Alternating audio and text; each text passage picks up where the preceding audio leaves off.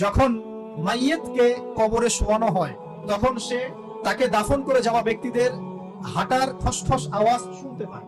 এরপরে তাকে যখন শুইয়ে দেওয়া হয়, সে যদি মুমিন ব্যক্তি হয় তাহলে তার মাথার দিকে তার সালাত এসে দাঁড়িয়ে যায়। দুনিয়াতে আপনি যে নামাজগুলো পড়েছেন, আমি যে নামাজগুলো পড়ছি, এগুলো মাথার দিকে দাঁড়িয়ে যায়। ডান দিকে চলে আসে তার সওম, সওম মানে কি? রোজা। বাম দিকে চলে আসে যাকাত, তারপরে পায়ের দিকে চলে আসবে তার আত্মীয়তা সম্পর্ক রক্ষার ইবাদত, তার এই যে অন্যান্য দান সদকা, তার নফল আমল, তার তাসবিহ তাহলিল, তার কোরআন তেলাওয়াত ইত্যাদি পায়ের দিকে চলে আসবে। এখানে একটা হাদিস এসেছে, সূরাতুল মুলক যে ব্যক্তি রাতের বেলা তেলাওয়াত করবে, কোন সূরা ভাই? তাবারাকাল্লাযী বিয়াদিহিল মুলক ওয়া হুয়া আলা কুল্লি শাইইন কাদির। এই সূরা যে ব্যক্তি রাতের বেলা করে তেলাওয়াত করবে, ইনশাআল্লাহ সূরা মুলকও কবরে তার সাথে থাকবে এবং কবরের আযাব থেকে সূরা মুলক তাকে বাঁচাবে ইনশাআল্লাহ। আমি বুঝাচ্ছি যে কি অবস্থাটা হবে। এবার দুজন ফেরেশতা মাথার দিক থেকে আসবেন, আসতে চাইবেন, সালাত বলবে এখান দিয়ে আসা যাবে না, এদিক দিয়ে আসা যাবে না। ডান দিক দিয়ে আসতে চাইবেন, এদিক দিয়ে আসা যাবে না। বাম দিক দিয়ে আসতে চাইবেন, যাকাত বলবে এদিক দিয়ে আসা যাবে না। পায়ের দিক দিয়ে আসতে চাইবেন, আমলগুলো বলবে এদিক দিয়ে আসা যাবে না। তখন যাই হোক, তারা আসবেন। এটা তাদের, এটা কথা কি? এটা কথাটা হচ্ছে যে সালাতের গুরুত্ব, মানে সে সালাত আদায় করেছে, সে আমার হক আদায় করেছে, আমি তার পক্ষে আছি, এটা পক্ষে বোঝাচ্ছে। রোজা বলবে আমি ওর পক্ষে আছি, তাকে আপনি কোনো শাস্তি দিবেন না, আমি তার পক্ষে আছি। আপনারা দুজন তাকে শাস্তি দিবেন না, আমি যাকাত তার পক্ষে আছি, এটা পক্ষে থাকার কথা। তারপরেও তারা আসবেন, চোখগুলো হবে নীল এবং কালো বর্ণ, নীলাভ চোখের, কালো। মুনকার নাকি? উঠে বসিয়ে দেওয়া হবে। এবার তিনটা প্রশ্ন। প্রথমে প্রশ্ন হচ্ছে কি, মান রব, তোমার রবকে? তখন মুমিন বান্দা বুক ফুলিয়ে বলবে রব্বি আল্লাহ, আমার রবকে আল্লাহ। পৃথিবীতে যে ব্যক্তি আল্লাহর সাথে শিরিক করে নাই, আল্লাহ তাওহীদের উপর থেকেছে এবং তার উপরে মৃত্যুবরণ করেছে, ইনশাআল্লাহ সে ব্যক্তি এর উত্তর নির্দ্বিধায় দিতে পারবে ইনশাআল্লাহ। আর দুনিয়াতে যে বা যারাই আল্লাহর সাথে শিরিক করবে, আল্লাহর সাথে শিরকের পাবে লিপ্ত হবে, ওই অবস্থায় মারা যাবে, তাওহীদের উপর থাকবে না, কোশ্চিন কালেও মান রব্বুক উত্তর দিতে পারবে না।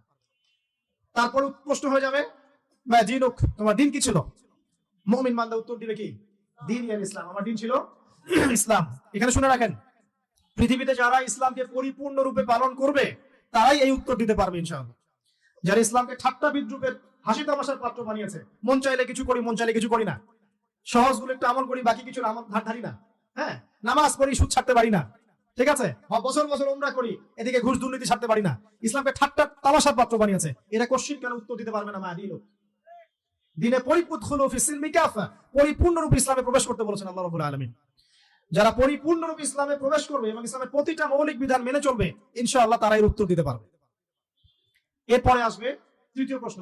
নবী সাল্লাল্লাহু আলাইহি ওয়াসাল্লামকে দেখানো হবে, যখন দেখানো হবে তখন সূর্য যখন ডুবে যায়, যে দৃশ্যটা আমরা দেখতে পারি না, ওই দৃশ্যটা ভেসে উঠবে এবং মুমিন বান্দা অস্থির হয়ে যাবে, বলবে আমাকে ছেড়ে দাও, আমি নামাজ পড়বো। সুবহানাল্লাহ। তার কারণ তার কাছে মনে হবে যে আসরের ওয়াক্ত হয়ে গেছে, আসরের ওয়াক্ত হয়ে গেছে, আসরের ওয়াক্ত চলে যাচ্ছে, আমাকে নামাজ পড়তে হবে। চিন্তা করেছেন?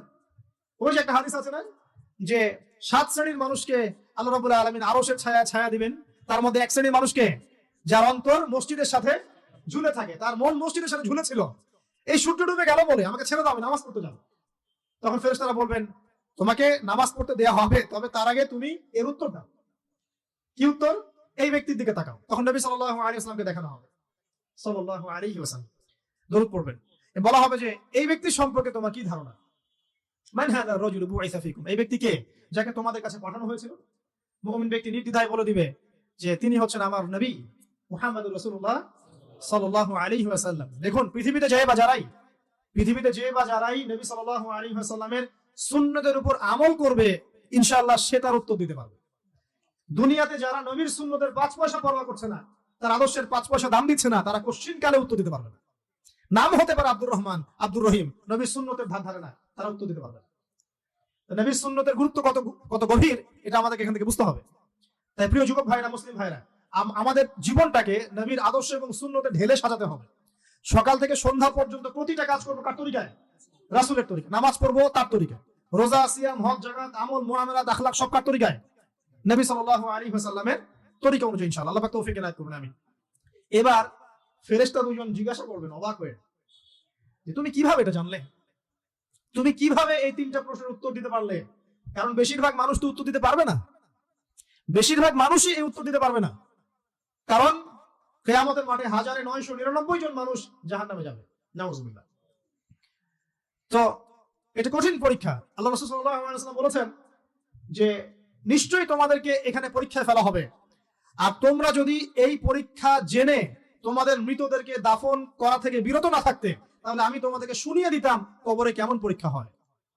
মানে যদি আমরা শুনতে পারতাম যে কবরে কেমন পরীক্ষা হয়, আমরা ভয়ে আমাদের মৃতদেরকে দাফন পর্যন্ত করতাম না। এটা নবীজি বলছেন সাল্লাল্লাহু আলাইহি ওয়াসাল্লাম। তাকে জিজ্ঞাসা করা হবে যে তুমি কিভাবে জানলে এটা? বেশিরভাগ মানুষ তো পারে না উত্তর দিতে। তখন সেই ব্যক্তি বলে বসবে, সেই ব্যক্তি বলবে যে করাতু কিতাব আল্লাহ, আমি আল্লাহর কিতাব এই কোরআন পড়েছি। মুমিন বলবে আমি আল্লাহর কোরআন পড়েছি, ফাআমানতু বিহি, আমি এর উপর ঈমান এনেছিলাম, ওয়া সাদ্দাকতু, এবং সত্যায়ন করেছিলাম। সুবহানাল্লাহ।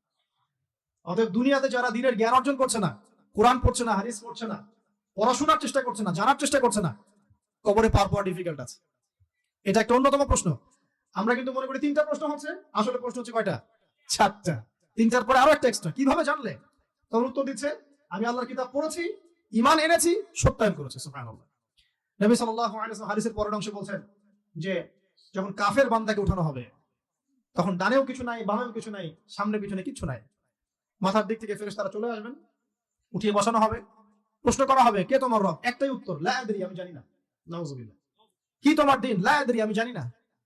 এই যে আল্লাহর তো খবর নাই, আল্লাহ পাকের বিধান মেনে চলার কোনো খবরই নাই, পরোয়াই নাই। সে জানবে কিভাবে ইসলাম কি জিনিস? সে জানবে কিভাবে আল্লাহ কি জিনিস? ও তো আল্লাহকে চিনেই না।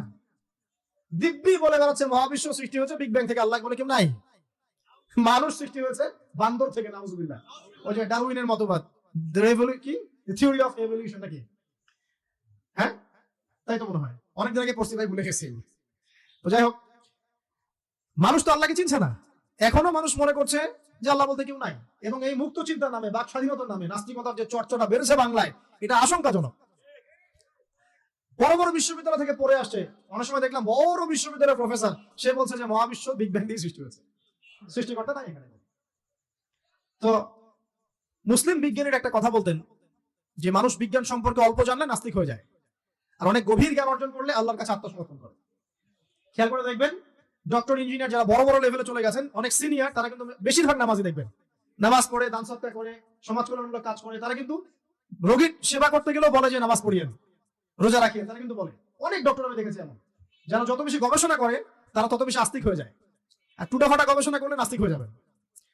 কত প্রশ্ন, ইসলামে এটা কেন, ওইটা কেন, ইসলামে বহুবিবাহ কেন, হ্যাঁ ইসলামে কি পর্দার বিধান কেন, তারপর ইসলামে এত রেস্ট্রিকশনস, এত বাইন্ডিংস কেন, হ্যাঁ স্বাধীনতা নাই কেন, কত প্রশ্ন। ইসলামের এগেইনস্টে কত তীর এখন ছোড়া হচ্ছে।